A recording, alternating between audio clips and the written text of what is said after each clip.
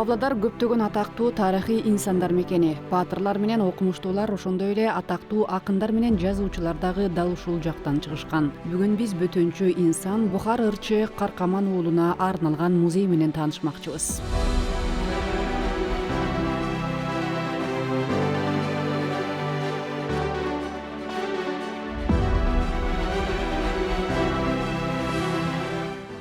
Бухар ырчы Далба тоосунун этегинде Баянауыл районунун аймагында туулган. Залкар ырчы казак адабиятынын 18-кылымдагы көрүнүктүү өкүлү болгон.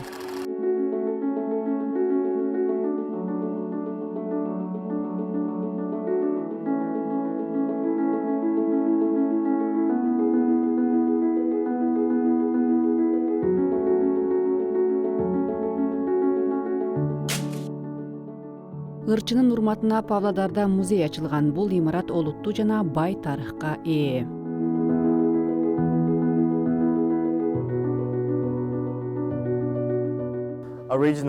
Көпөз Фаттах Рамазанов башында бул жерге мечит курууну мерчемдеген. Ал Орусиянын Славград шаарынан усталарды жалдаган деп айтышат.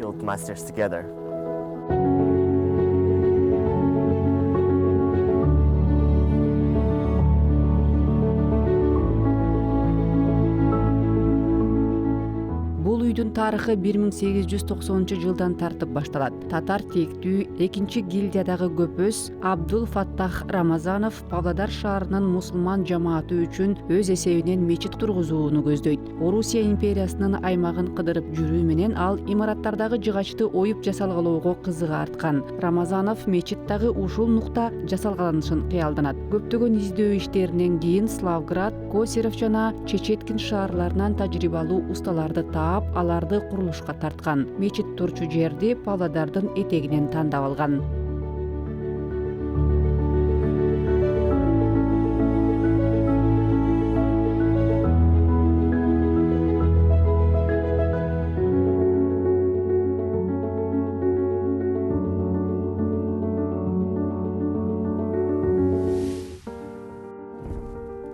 Бир 1896-жылы курулуш иштери башталат. Бирок ал кезде Көпөз Рамазанов шаарда эмес болчу. Бир нече айдан кийин кайтып келген соң салынган үй ислам конокторуна туура келбестигин байкаган. Кире бериш эшиги чыгышты карап турушу керек эле. Жыйынтыгында Көпөз үйдү Петковго сатат. Осы үйдүн ыргетасын калаткан осы Фаттах Рамазанов. Бирок ул жерден Ал жерди ири соодагер Петковго сатышкан. Ал ошол кезде шаарда эмгектенип жаткан болчу. Сондуктан ол киши осы жерди ыргетасы менен сол кездеги осы биздин кааламызда турган мына сыра өңдөө саласында үлкөн кызмет жасаган саудагер Петков деген кишиге сатып, кийинчерээк ал ушул үйдү салган. Андан соң үйдө Сорокиндер бир аз жашашкан. Антон Сорокин жазуучу болгон. Кийин ал дагы бул жакты таштап Омскко көчүп кеткен. Бул жазуучу ол киши кийинен осы Омбы каласына кетип калган. Ал эми кийинен осы үйдү Зайцев деген Көпөз сатып алып. Имаратты болсо Көпөз Зайцев сатып алган. Ошентип Көпөз Зайцевдин үйү деген атка конгон. Бұл үй сонда бұл үй 1897-жылы салынып болгон үй. Павлодарда совет бийлиги төбөлдүк кылып турган кезде көпөздөрдүн баары тартылып алынган. Зайцев дагы үйдү бийликке өткөрүп берип, Омскко көчүп кеткен. Бирок имарат бош калган эмес. Бухар ырчы музейи болгонго чейин бул жакта ар кыл мекемелер турган.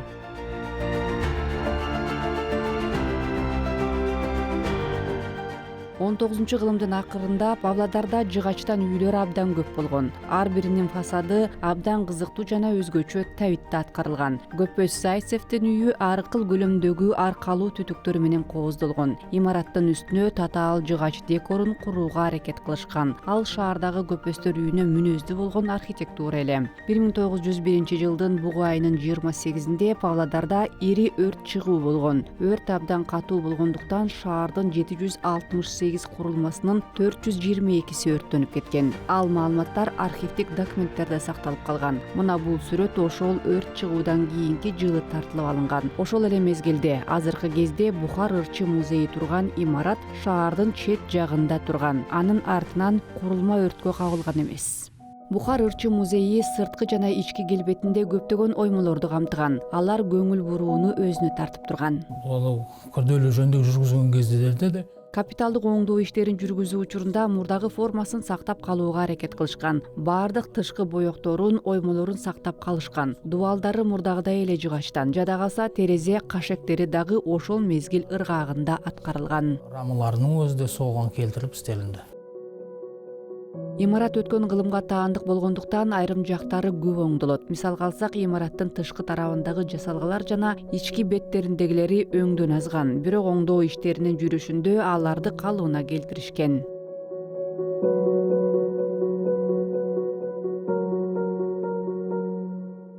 Мына ичиндеги төбөдө турган бир аз калган нелеринен бар. Кээ бирөөнүн бурушунда калган ой өрнөктөр, бир жерлерде үзүлүп калган ой өрнөктөр. Имараттын ичинде шыптарда жана бурчтарда жарым-жартылай сакталып калган оймолордун ичинен бүтүндөй келбети калыбына келтирилген. Көптөгөн оймолор жоголуп кеткен экен. Канчасы жоголгондугун мен так айта албайм, бирок болжол менен 60% ошончосу болушу керек. Ички жана сырткы калыбына келтирүү иштери учурунда үлгү катары сакталып калган оймолор колдонулган. Эгерде жакшылап карасаңар, ал казактын оймолору эмес, алар жыгач үйлөр жана жасалгалоолорго каралган оймолор. Агаш үйлөрдүн осындай жактауларын әрлөө үчүн арналган оюлар деп осу айтат. Өрттүн алдын алуу үчүн баардык жыгач элементтерге атайын суюктук жабылат. Анын баары имаратты сактап калууга арналган. Иргетасынын бул калыңдыгы bir метрге жакын десек те артык айтпайт чыгабыз. Пайдубалы жазылыгы жагынан болжол менен 1 метр, тереңдиги болсо болжол менен 2 метрде түзөт. Оңдоо иштерин жүргүзүп жаткан кезде курулуштар шурф жасашкан. Алар курулуш конструкциясынын жанында тик аң казышкан. Аны изилдеп чыгуу үчүн көрсө, күрөк менен пайдубалдын негизине тийген кезде жалындан учкундар чыгыптыр. Бышыктык деп ошону айтышы керек. Имарат дагы көпкө чейин чыдайт деп үмүт кылабыз. Ол мыктылыгы сол деп айтабыз. Көп жылга чыдайт деп ойлойбуз. Музейден Павлодарда жана Иртыш жээгинде төрөлүшкөн же ушул аймакта өз чыгармаларын жаратышкан көптөгөн жазуучуларга таандык буюмдарды кездештирүүгө болот. Аларга кол жазмалар, сыя калемдери, жазуу үчүн арналган үстөлдөр дагы кирет. Негизинен өз этикасы менен интерьери укмуштуу буюмдарды көрүүгө мүмкүндүк берет. Ошондой эле тынч жайда отуруп 100-120 жыл мурда элдер кандай жашашкандыгын элестетүүгө болот. Музейде 50 миңден ашык экспонат бар. Анын ичинде 1452 экспонат түп нускасы болуп саналат. Павлодарда дагы бир үй бар. Аны татар көпөсү Абдул Фаттах Рамазанов курдурган. Ал азыр Майра Шамсуддинова атындагы музей. Көпөс Рамазанов үйдү өзүнүн улуу уулдарынын бирине арнап салдырган. Тик бурчтуу формадагы устун салынган бир кабаттуу үй. Каалгалары геометрикалык оймолор менен кооздолгон.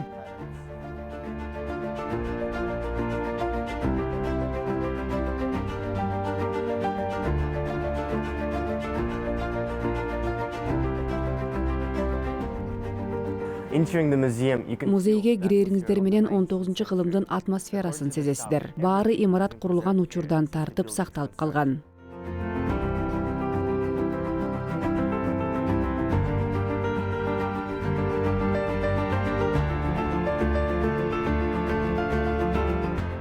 Көпөс Абдул Фаттах Рамазановдун үйүн, ошондой эле музейди 1900-жылы тургузушкан. Көлөмү жагынан ал анча чоң эмес болчу.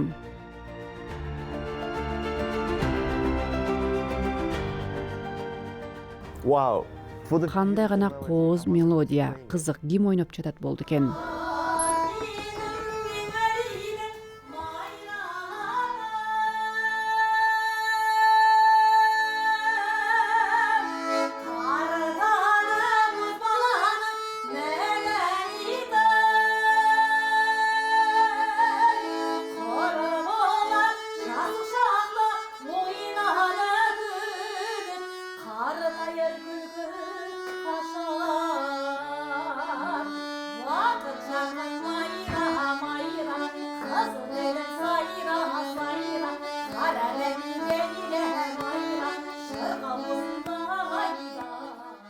Ырчы композитор Майра Шамсуддинова өзүнүн сахна жашоосун эрте баштаган. 9 жашында баян ойногон, 13 жашынан тартып ырдоо менен алектенген. Анын үнү нукура жана абдан жагымдуу эле. Ал Көпөз Рамазановдун үйүндө көп ирет мейман болгон. Кийинчерээк бул үйдө искусство жана маданияттын атактуу өкүлдөрү Жумат Шанин жана Иса Байзахов менен ал репетицияларды өткөргөн. Бул үйдү Майра Шамсуддинова менен ушундай окуялар байланыштырып турат. Бул үйгө келүүчүлөр биринчиден энди Майра музей деп келет. Экинчиден бул энди Биринчиден бул жака көрүүчүлөр Майранын музейин көрүүгө келишет. Экинчиден ошол доордогу эски имаратты көрүү үчүн келишет. Ар кыл адамдар келишет. Айрымдарынын курулушка тиешеси бар же эрте тарых менен кызыккандар дагы бар. Алар үйдүн тышкы бетинин көрүнүшүнө көңүл топтошот. Айрымдары усту менен имарат канчалык шыктуу курулгандыгы менен кызыгышат. сону айтып, соган кызыгатындар бар. Майра Уалиевна атындагы ыр чыгармачылыгы музейи 2001-жылдын 3 айынын 30-нда ачылган. Азыр архитектуралык эстелик наамына ээ. Сакталып калган үйлөрү осы үйлөр бири. Бул үйдүн мына агашы карап отурсаңыздар баары биргелке. Бул сакталып калган үйлөрдүн бири. Бул үйдүн дөңгөчтөрүнүн баары бирдей, көбүрөөк, кем эмес. Ал Сибирден паром менен алынып келинген. Курулушка жыгачтарды өзгөчө даярдашкан. Биринчи сууга бир нече күн салып, анан туздуу сууга салып, жыгачтардын ашталган жерлерин мох менен бириктиришкен. Белгилей кетсек, курулуштун сапаты жогорку деңгээлде болгон. 100 жылдан ашык убакыт өттү, бирок жылуулук дагы деле жакшы сакталып турат. Арасына салып, сүйтүп салынган үй бул. Өтө бир жогорку деңгейдеги салынган үйлөр деп айтууга болот. Мына 100 жылдан асса да, азырдын өзүндө бул үйдө жылуу өтө жакшы сакталынат. Шириген, чириген бөлүктөрү жок. Чатыры башында шифер эмес, тактайдан жасалган. Жаандан улам жыгач жараксыз абалга келгендиктен чатырын шифер менен алмаштырышты. Сүйтүп бул тактай истен чыккандан кийин азыркы төбөсү бул азыркы убакыттагы шифер менен шифрланган.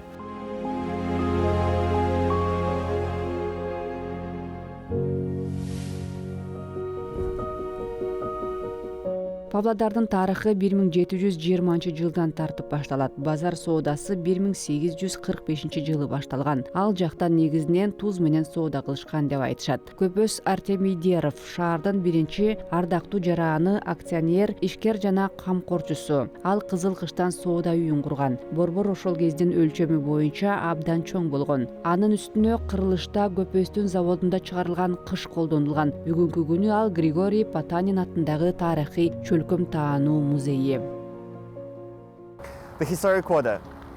Соода үйү Урал архитектору Батов тарабынан Көпөз Артемий Деров үчүн курулган. Ал шаардын эски районунун жүрөгү. Кыштан канатталган фасад көптөгөн түркүктөр менен кооздолгон. Алар бул жерди чындыгында эле бөтөнчө кылып турат.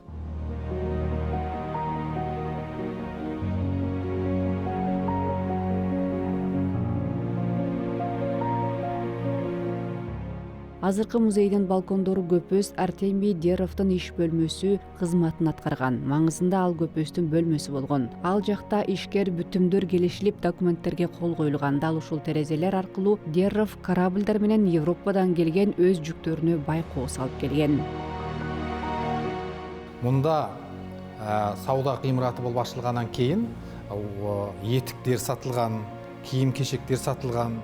Соода борбору ачылгандан кийин бул жакта бут кийим менен кийим-кече сатыла баштаган. Зергер буюмдары менен дагы соода кылынган. Базарда гана эмес, дубалдарынын калыңдыгы болжол менен 1 метрде түзөт. Тургузулган. Энди өздөрүңүз көрүп тургандай кыймыраттын жалпы калыңдыгы 1 метрге. Үй абдан сапаттуу салынганын байкоого болот. Ошондуктан имарат азыркыга чейин өзгөрүүсүз калууда. Салынгандыгын көрүп турмуз. Сондуктан да бул кыймырат әлі күнгө дейин эч кандай өзгөрүшсүз.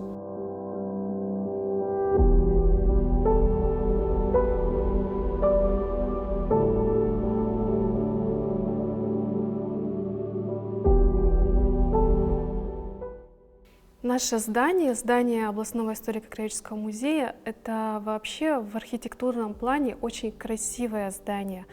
Областык тарыхый чөлкөм таануу музейинин имараты архитектуралык тарыхый мерчемде абдан кооз. Ал курулуп жаткан кезде ал биздин шаарыбыздагы бир кабаттуу устундан кынаатталган башка үйлөргө салыштырмалуу айырмаланып турган. Көпөс Артемий Деров мындай үйдү атайын салдырган. Анткени дүкөннөн шаар жашоочуларынын көңүлүн бурдургусу келген. Архитектуралык образы эстетикалуу. Анда классизм менен модерн элементтер бар. В архитектурном плане, в архитектурный образ эклектичен. В нем есть также элементы классицизма и модерна.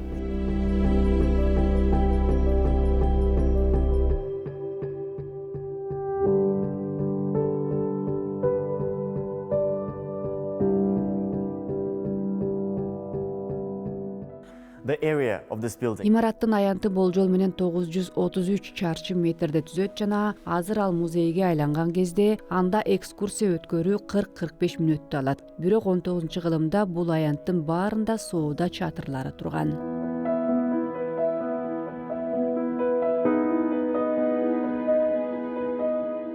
Экинчи дүйнөлүк согушка чейин имаратта почта, партия кеңеши, андан соң аскер госпиталы жана китепкана жайгашкан. 1942 ага чөлкөм таануу музейи статусу берилген. Ал эми 1959 атактуу саякатчы Григорий Потаниндин наамы ыйгарылган. Бул жактагы ар бир экспонаттын өз таржымалы бар жана алар укмуштуу болуп саналат. Бул Венециянын күзгүсүн 2 кылым мурда Италиядан алып келишкен. Анда күмүштүн майда бубалары камтылган. Жарык түшкөн учурда ал жаңы жааган каар сымал жалдылдап турат. Italy, about 2 centuries ago.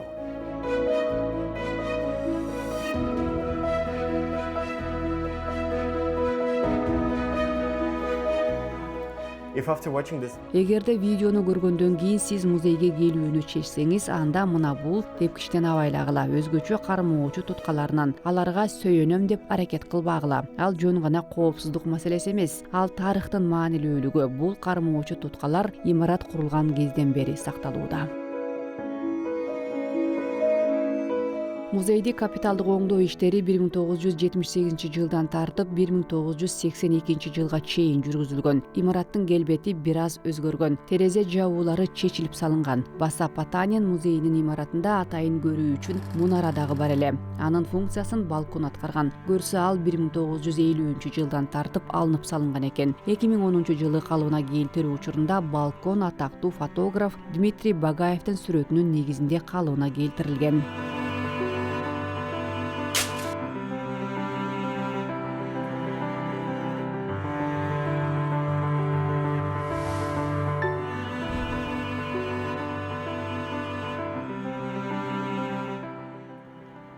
Oh, I wonder what's here. Багаев кирүү бул Казакстандагы эң алгачкы фото студиялардын бири.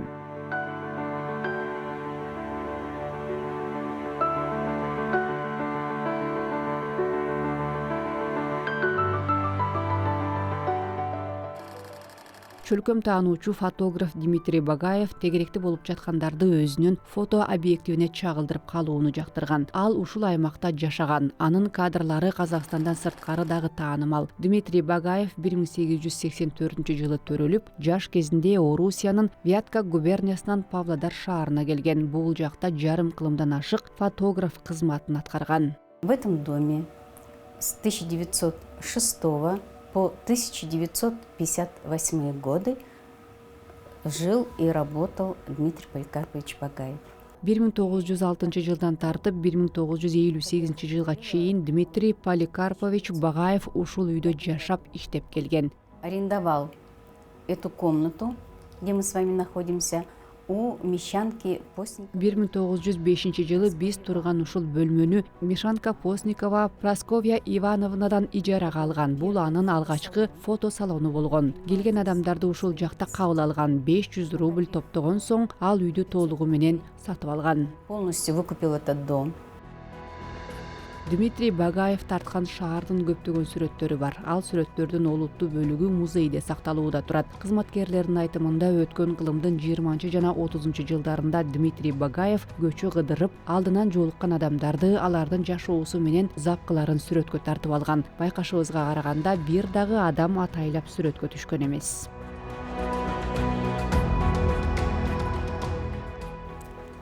In 1913, Багаев өзүнүн үйүнүн түштүк тарабында фото павильон курган. Ал Казакстан үчүн гана эмес, бүтүндөй Батыш, Шивер үчүн дагы уникалдуу болгон. Имарат жарык дизайнынын бардык принциптерин сактоо менен курулган. Айнек шыптар жана түштүк тарабынан дубалы жумшак жарык берүүнү камсыз кылат жана күн нурунун тикелей түшүүсүн алдан алат. Бир кездерде Павлодарда жашап жана өз чыгармачылыгын жараткан Дмитрий Багаевдин үйү азыр фото сүрөтчү, чөлкөм таануучунун үй музейи болуп саналат. Имарат өзү 1904-жылы курулган. Ири бөлүгү шырыктардан тургузулган. Ошондуктан музей кызматкерлерине музейди жыл сайын оңдоп турууга туура келет. Музейдин имаратына узун коридор кошумча курулган. Ал кийинчерээк көчөгө чыккан. Экспозиция 3 ири бөлмө жана Багаев өзү курган фото павильонго коюлган.